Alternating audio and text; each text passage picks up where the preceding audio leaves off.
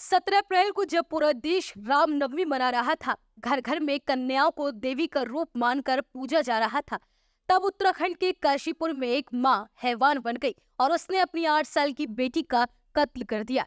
उसने बेटी को इस तरह से तड़पा तड़पा कर मारा कि सुनने वालों का भी कलेजा कांप उठा। बेटी को मारने के बाद बेरहम मां ने उसके शव को ठिकाने भी लगा दिया, लेकिन सीसीटीवी फुटेज ने हत्याकांड का भांडाफोड़ कर दिया, जिसके बाद पुलिस ने उस बेरहम मां को गिरफ्तार कर लिया। दरअसल काशीपुर के आराठी थाना क्षेत्र के खड़ापुर देवीपुरा के रहने वाले मोनू प्रजापति बिजली फिटिंग का काम करते हैं। 5 साल पहले उनकी पत्नी रीना देवी की बीमारी की वजह से मौत हो गई थी। उनकी 2 बेटियां सोनी और तनु है। तनु अपनी बुआ के घर रहती है।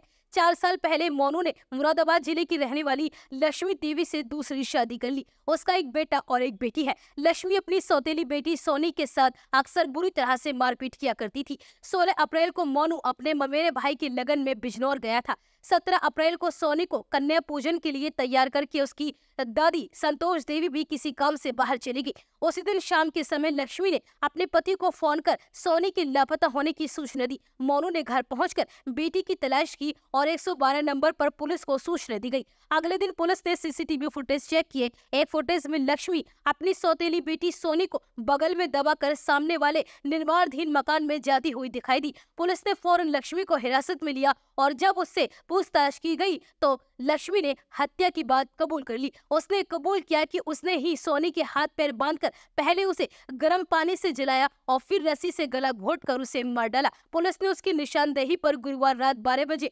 मकान के भारण को डाली गई रेत से सोनी का शव बरामद कर लिया। उसके गले में रस्सी के निशान और शरीर पर जगह जगह फफोले पड़े थे। आरोपी मां ने कबूल किया कि सोनी को उसका पति और दादी ज्यादा प्यार करते थे। पहले हर चीज उसे दी जाती थी। मुझे उससे मन ही मन नफरत होती थी। मुझे लगता था कि वो बड़े होकर मेरे बच्चों का हक मार लेगी। बस इसी वजह से मैंने उसे मारने का प्लान बनाया और मौका मिलते ही उसे खत्म कर दिया। फिलहाल पुलिस ने आरोपी मां लक्ष्मी को गिरफ्तार कर लिया है और उसे जेल भेजा जा रहा है।